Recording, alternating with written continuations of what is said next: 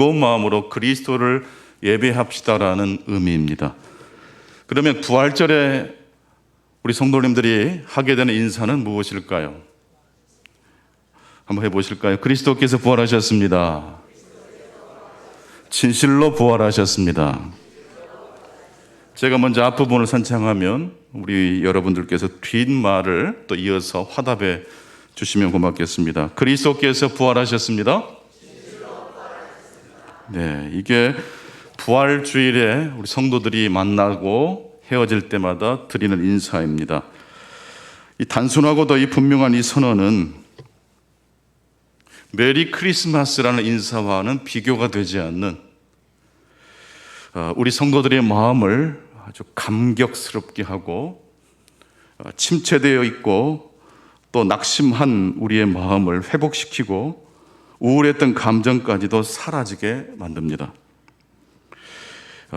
우리가 왜 이 주일, 부활주일 아침, 그리고 매주일 아침 교회로 모이고 무슨 말씀을 대체 듣고 싶어서 이 부활주일을 꼬박꼬박 기념하는 걸까요? 딱 한 가지입니다. 복잡한 이야기가 아닙니다. 딱 한 가지 단순하고 명료한 선언을 듣고 싶은 겁니다. 그리스도께서 부활하셨습니다. 진실로 부활하셨습니다. 단순하고 이 분명한 이 선언이 우리의 삶을 절망에서 희망으로 옮겨갑니다. 말씀을 들을 때 믿음이 생성됩니다. 우리가 다시 회복되는 길은 듣는 데서부터 시작됩니다. 하나님의 강력한 말씀이 선포되는 그 자리에 우리의 믿음이 회복되게 될 줄로 믿습니다. 오늘 신약의 본문 요한복음 20장 1절을 보게 되면 요한복음 기자는 서두에서부터 예수 그리스도의 부활을 선포하는 것으로 시작하고 있습니다. 요한복음 20장 1절 말씀을 같이 읽겠습니다. 안식 후 첫날 일찍이 아직 어두울 때에 마리아 막달라 마리아가 무덤에 와서 돌이 무덤에서 옮겨진 것을 보고, 요한복음 20장이 건네는 첫 마디는 무엇입니까? 무덤은 비어있고 그리스도는 부활하셨습니다입니다. 군더더기를 다 빼버리고 강력하고 명료하게 그리스도의 부활을 선언하는 것으로 시작하고 있습니다. 무덤은 비어있고 그리스도는 부활하셨습니다.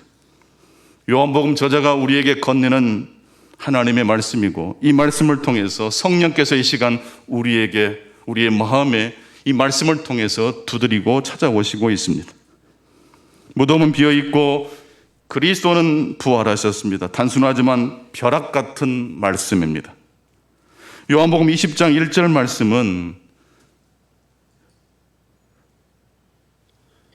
예수님의 두 제자와 막달라 마리아가 등장하기도 전부터서 이미 그리스도의 부활이 선언되고 있습니다. 그래서 오늘 이 요한복음 20장의 핵심 메시지는 예수 그리스도의 부활이 아니라 예수 그리스도의 부활을 막달라 마리아가 언제 어떤 지점에서 드디어 경험하고 있는지를 관찰하고 주목하는 것이 오늘 요한복음 20장이 주는 메시지의 핵심입니다. 안식 후 첫날 일찍이 아직 어두울 때에 막달라 마리아가 무덤에 와서 보니까 돌이 이미 옮겨져 있었습니다. 이미 예수 그리스도는 부활하셨습니다. 무덤은 비어있고 예수님의 몸을 감싸고 있었던 세마포만 무덤 안에 가지런히 놓여 있었습니다. 이 빈 무덤을 보자마자 막달라 마리아는 무슨 생각이 퍼뜩 났을까요? 예수님의 부활이 아닙니다. 누군가 예수님의 시신을 훔쳐갔구나라고 생각을 한 것입니다. 달려가서 베드로와 요한 이 두 제자에게 예수 그리스도의 무덤이 비어있다는 것, 예수님의 시신을 누군가 훔쳐갔다는 것을 마리아는 다급하게 알렸습니다. 요한복음 20장 2절 말씀 같이 읽겠습니다. 시몬 베드로와 예수께서 사랑하시던 그 다른 제자에게 달려가서 말하되, 사람들이 주님을 무덤에서 가져다가 어디 두었는지 우리가 알지 못하겠다 하니, 막달라 마리아가 쏜살같이 달려가서 시몬 베드로와 예수님께서 사랑하시던 그 다른 제자, 바로 사도 요한이죠. 이 두 제자에게 달려가서 사람들이 우리 주님의 시신을 무덤에서 훔쳐갔다라고 전하고 있는 것입니다. 마리아의 다급한 이야기를 듣고 난 다음 베드로와 요한은 갑자기 뛰기 시작합니다. 두 사람은 앞서거니 뒤서거니 하면서 무덤에 도착을 했고, 두 제자는 빈 무덤 안에 개켜져 있는 세마포를 보았습니다. 여기서 보다라는 이 단어는 단순히 물건을 쳐다보다 그런 의미가 아니라 꼼꼼히 생각하여 바라보다라는 의미입니다. 숙고하다, 추론하다, 그냥 흙길 본 것이 아니라 예수님의 몸을 감쌌던 이 세마포 수의의 상태가 어떤 상태인지를 꼼꼼하게 자세히 유념해서 보았다라는 이야기입니다. 베드로와 요한이 빈 무덤과 수의의 상태를 살펴보니까 예수님의 시신을 누군가가 훔쳐간 것은 아니라고 판단을 했습니다. 왜냐하면 시신을 훔쳐간다고 할 때 일부러 그 몸에 둘둘 감아져 있는 세마포를 일부러 풀어놓은 다음에, 잘 정리해 놓은 다음에 시신을 훔쳐갈 리는 없기 때문입니다. 또 혹자가 이야기했던 것처럼 예수님이 기절했다가 다시 소생한 것이다 라고 주장하는 것도 합리적이지 않습니다. 만약 예수님이 다시 십자가에 달려 죽으신 게 아니고 잠시 혼절했다가 다시 소생한 것이라면 이번 이 경우에도 세마포가 이렇게 가지런히 개어 있을 수가 없습니다. 요한복음 11장에 보게 되면 죽은 지 나흘이 된 나사로를 예수님께 다시 소생시킨 장면이 나옵니다. 무덤에서 나온 나사로가 어떤 상태였다는 거 혹시 기억하십니까? 세마포로 꽁꽁 몸이 묶여져 있기 때문에 옛날 우리 강시라는 영화를 보면 아시겠습니다. 자유롭게 걸어 다닐 수가 없어요. 이런 상태에서 막 이렇게 하는 거예요. 그래서 예수님이 이렇게 말씀하시죠. 풀어서 놓아 걸어 다니게 도와줘라. 세마포 온 몸을 꽁꽁 동여매고 있는 세마포를 풀어서 나사로가 이제 소생했으니 자유롭게 걸어 다니도록 도와줘라 라고 하신 것을 보면 죽었다가 다시 소생한 경우일지라도 혼자 힘으로 세마포를 다시 풀 수 있습니까? 그거 불가능합니다. 막연히 예수님의 부활은 기적적인 사건이다라고 믿음이 없이 성경을 판단하는 분들은 단순히 마술과 같은 사건으로 이해하기 쉬운데, 복음서 기자가 우리에게 그리스도의 부활을 전해주는 이야기의 내용을 꼼꼼히 살펴보면 합리적으로 충분히 생각할 여지가 굉장히 많습니다. 기절했다가 다시 소생한 예수님이 어딘가로 몸을 옮기셨다고 하더라도 세마포 때문에 자유롭지 못합니다. 이미 십자가에 달려 돌아가시기 전에 채찍에 모진 고문을 당하셨던 예수님이기 때문에 지친 상태로, 탈진된 상태로 그 세마포를 혼자 힘으로 찢을 수는 더더욱 불가능합니다. 그런데 예수님의 빈 무덤에 놓여져 있는 세마포는 찢어진 상태입니까? 잘 개어져 있는 상태입니까? 잘 개어져 있는 상태입니다.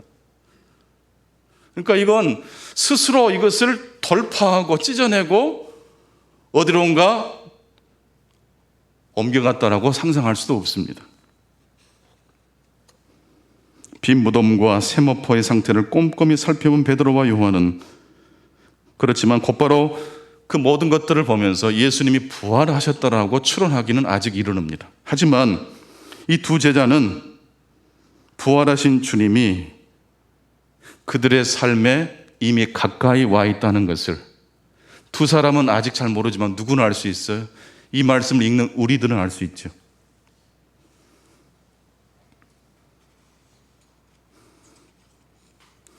신앙생활을 방해하는 여러 가지 요소들을 합리적인 추론에 의해서 다 제거해버리면 이제 믿고 신뢰할 만한 이야기만이 우리를 붙들어주는 것이지 않습니까? 두 제자는 집으로 다시 돌아갔고 마리아는 여전히 무덤을 떠나지 않고 무덤을 지키고 있습니다. 그리고 슬피 울면서 마리아가 무덤 안을 다시 보았습니다. 무덤을 다시 보았다라고 할 때의 이 보다라는 단어는 두 제자가 추론하고 꼼꼼히 살펴보았다라는 그 단어와 다른 단어입니다. 그냥 물건을 바라보듯이 보았다는 의미입니다. 그냥 본 것입니다. 그런데 이 마리아의 시선에 흰 옷 입은 두 천사가 나타났습니다.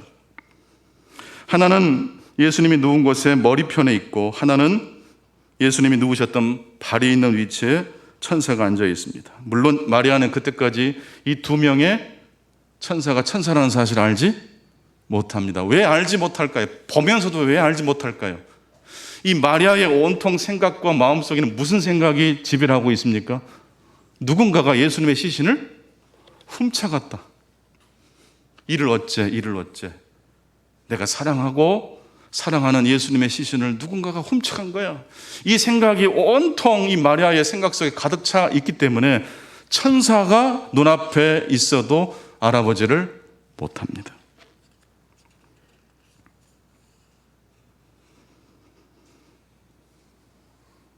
천사가 마리아에게 왜 울고 있느냐라고 묻자 마리아는 사람들이 주님의 시선을 옮겨갔다라고 말을 하고 있습니다. 이 말을 천사에게 하고 난 다음 마리아가 뒤로 돌아서자 바로 그 자리에 누가 서 계셨습니까? 부활하신 예수님이 마리아를 향해서 서 계셨습니다. 하지만 이때도 마리아는 이분이 예수님인지를 알지 못합니다. 요한복음 20장 14절 말씀 같이 읽겠습니다. 이 말을 하고 뒤로 돌이켜 예수께서 서 계신 것을 보았으나 예수이신 줄을 알지 못하더라. 분명히 부활하신 예수님이 마리아 앞에 서 계시고 마리아 역시 예수님을 쳐다보았으나 예수님인지를 알지를 못합니다. 여러분, 우리가 본다고 해서 다 보는 게 아니에요. 내가 보고 싶은 것만 볼 수 있어요. 절망에 우리의 눈이 감겨져 있으면 온통 흑암만 보이는 거예요.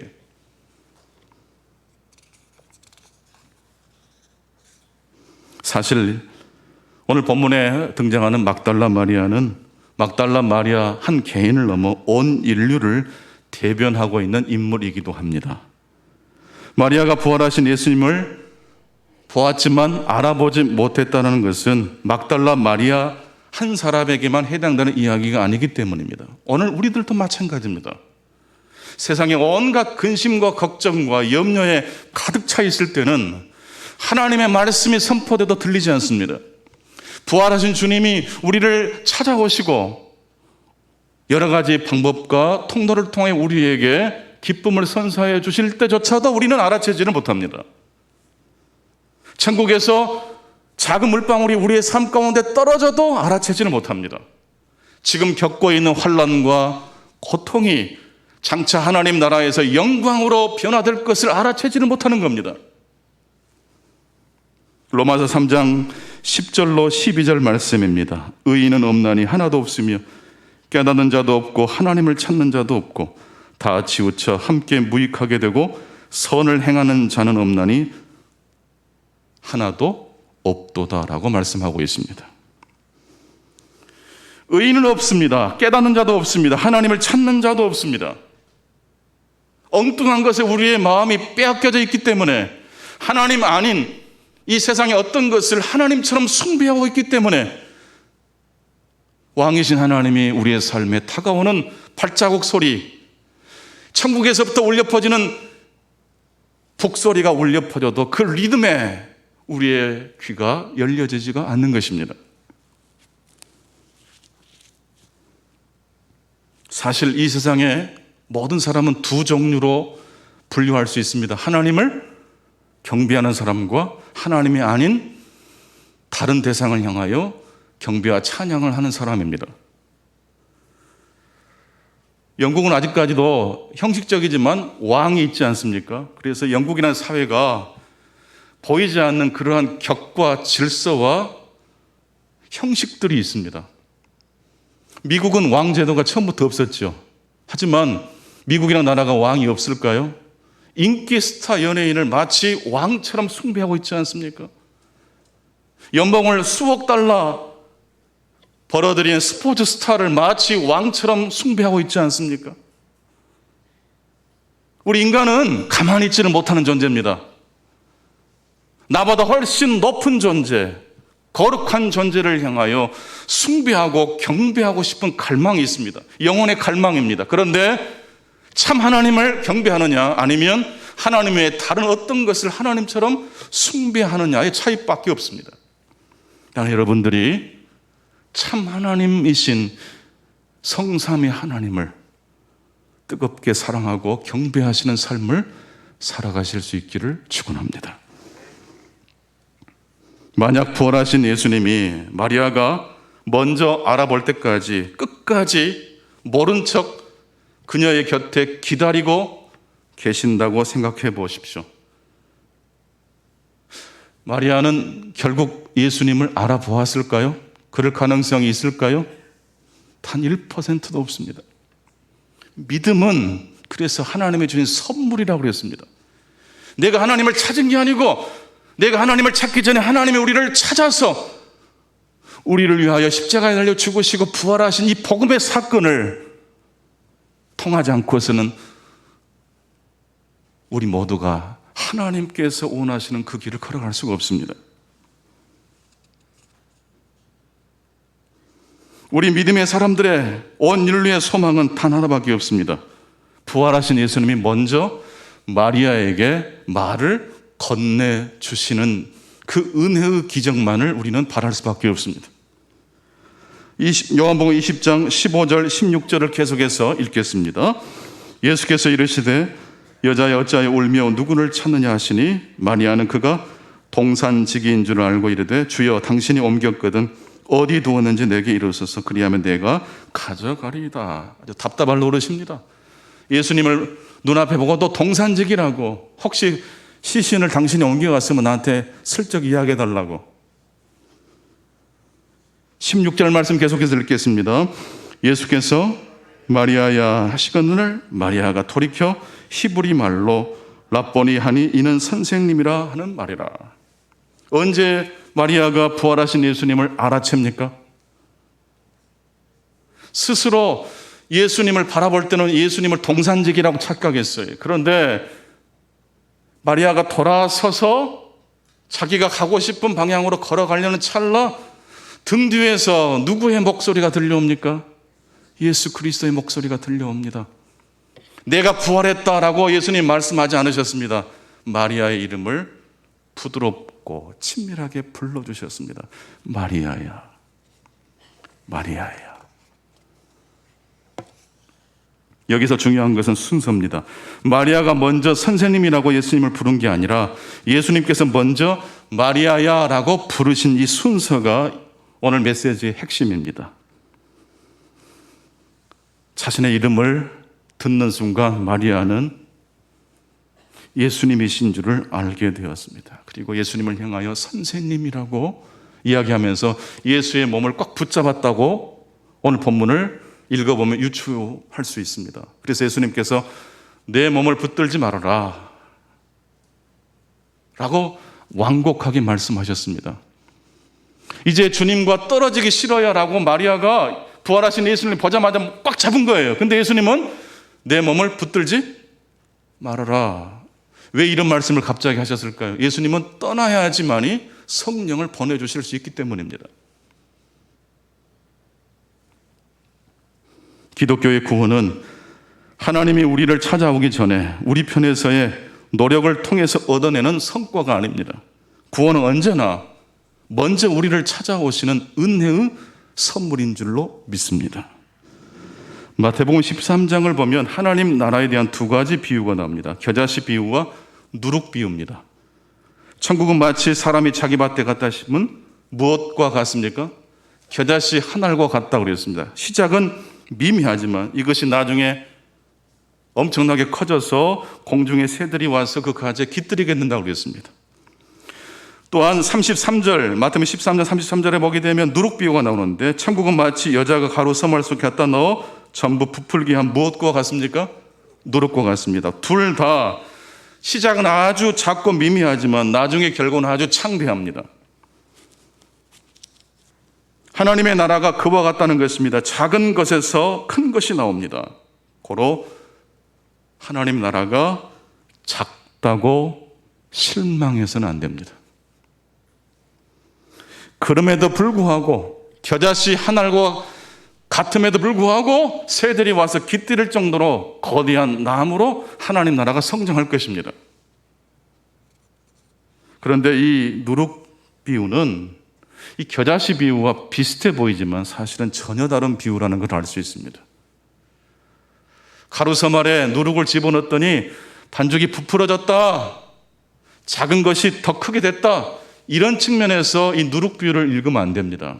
여러분, 성경에서 누룩은요, 거의 대부분 부정적인 이야기를 할 때 등장합니다.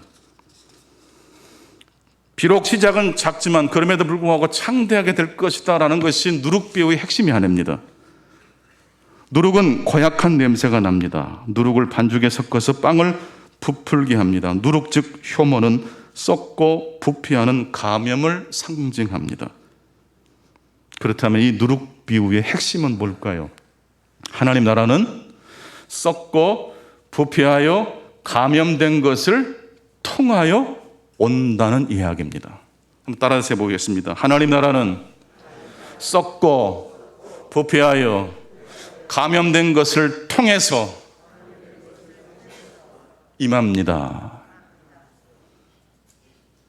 작고 미미한 겨자씨와 한 알과 같은 것에서 그럼에도 불구하고 하나님은 기적을 일으키시는 하나님이시지만 동시에 이 겨자씨 비유와 결이 다른 누룩 비유가 우리에게 주시는 메시지의 포인트는 무엇입니까?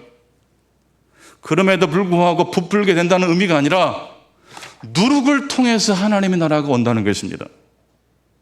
부패와 절망과 흑암과 십자가의 탄식을 통하지 않고서는 임하지 않는 하나님 나라의 비밀이 있습니다.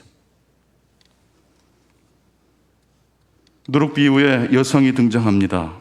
예수님의 비유에 여성이 등장하는 것은 굉장히 이례적입니다. 여성은 예수님 당시 사회에 변두리에 있던 사람들입니다. 중심에서 밀려난 사람들입니다. 그런데 이 여자가 반죽에다가 누룩을 갖다 넣었다고 했습니다. 갖다 넣었다라는 이 단어는 부엌에서 사용되는 단어가 아니고 도둑이 물건을 훔칠 때 물건을 슬쩍 숨겨놓다라는 의미입니다.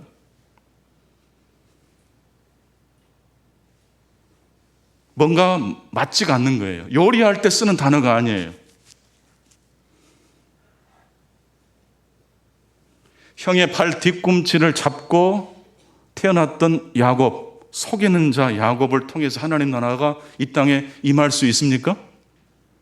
네. 요셉을 질투해서 노예로 팔아버렸던 형들의 그 죄를 통해서도 하나님은 하나님의 나라의 역사를 드러내실 수 있습니까?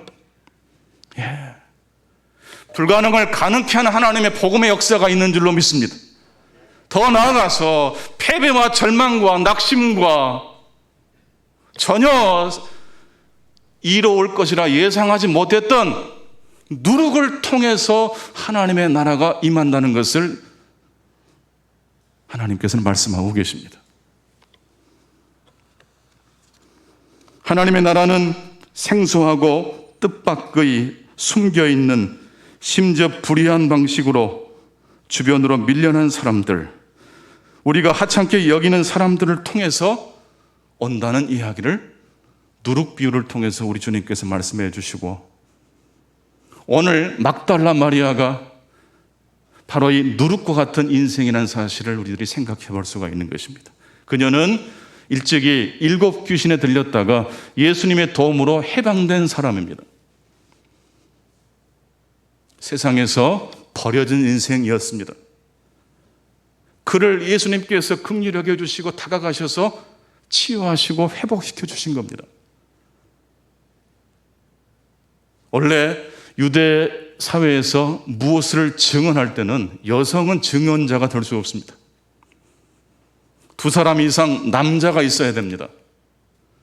근데 부활의 첫 증인으로 누가 하나님의 부활의 증인으로 등장하고 있습니까? 베드로와 요한이 아닙니다. 바로 막달라 마리아입니다. 부활하신 예수님은 마리아의 이름을 부르십니다. 마리아야, 너는 누룩처럼 연약할지라도 나는 너를 사랑한다. 마리아야, 너를 통해 부활의 복음과 희망이 온 누리에 전파될 것이다. 하나님의 나라는 누룩을 통해서 드러나는 나라입니다. 연약한 사람을 통해서 드러납니다. 우리는 보통 내가 강할 때 하나님과 연결된다는 생각을 할 때가 많습니다. 그럼에도 불구하고 넉넉하게 실패를 두려워하지 않고 돌파해낼 때 하나님과 내가 연결되어 있다고 생각합니다. 물론 그것도 맞는 말입니다. 하지만 십자가와 복음의 핵심은 무엇입니까? 부활의 핵심은 뭡니까? 부활은 반드시 십자가를 통해서 임하는 겁니다. 십자가는 누룩과 같습니다. 비참이고 부정적인 것이고 실패와 패배입니다.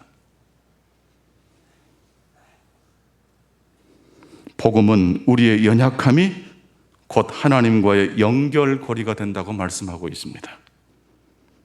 베드로는 한때 다른 제자들보다 자신이 우월해야 한다는 생각에 집착했었던 때가 있었습니다. 그런데 이것이 바로 베드로가 실패한 이유입니다. 베드로는 겨자씨 비유는 굉장히 좋아했지만 누룩 비유를 간과했던 우를 범했습니다. 그럼에도 불구하고 하나님이 나와 함께 하시면 돌파할 수 있다. 겨자씨의 비유를 사모하시는 저와 여러분 되시기를 축원합니다. 그리고 더 나아가서 누룩 비유를 통하여 우리에게 말씀하시는, 내가 강하지 않을 때도 실패하고 좌절하고 낙심하고 절망의 흑암에 넘어져 있을 때조차도 하나님은 그 절망을 통해서 부활의 복음이 드러나게 하실 수 있는 하나님의 심을 선포합니다. 우리 자신의 존재의 근거를 우리를 사랑하시는 하나님의 사랑에 두지 않고 하나님을 향한 우리 자신의 알량한 헌신에 두게 될 때 반드시 그 사람의 신앙은 패배하고 미끄러질 수밖에 없습니다.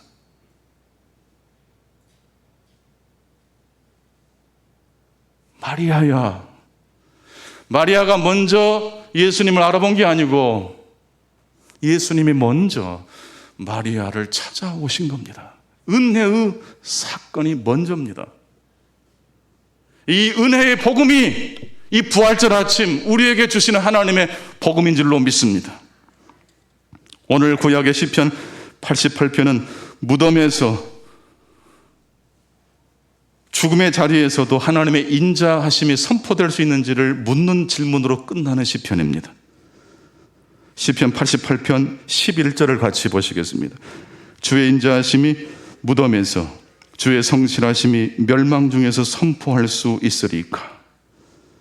과연 무덤, 냄새나고 부정적인 이 부패의 상징인 이 무덤에서, 그리고 사람들이 거들떠보지 않는 멸망의 자리에서도 주의 인자하심이 선포될 수 있는지를 묻고 있습니다.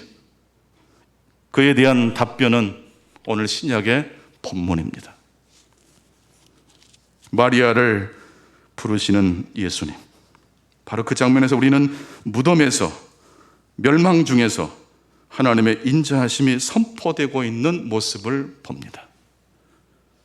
마리아를 부르신 예수님은 오늘 누구의 이름을 부르실까요?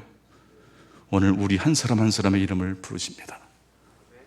그리스도께서 부활하셨습니다. 진실로 부활하셨습니다. 기도하겠습니다.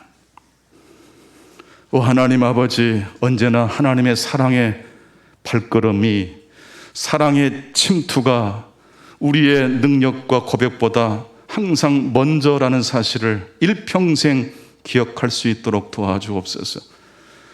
그럼에도 불구하고 하나님의 놀라우신 은총을 사모하는 우리의 신앙이 될 뿐만 아니라 절망과 패배와 심지어 무덤에서도, 멸망의 자리에서도 주의 인자하심이 허물 많은 우리를 통해서 선포될 수 있음을 마리아의 이야기를 통해서 오늘 또 이 시간 저희들의 마음속에 하나님께서 들려주신 이 음성을 먼저 우리 자신에게 적용할 수 있게 하시고 세상을 향해 힘차게 삶을 통하여 증거하는 중광의 모든 성도님들 되게 해 주옵소서.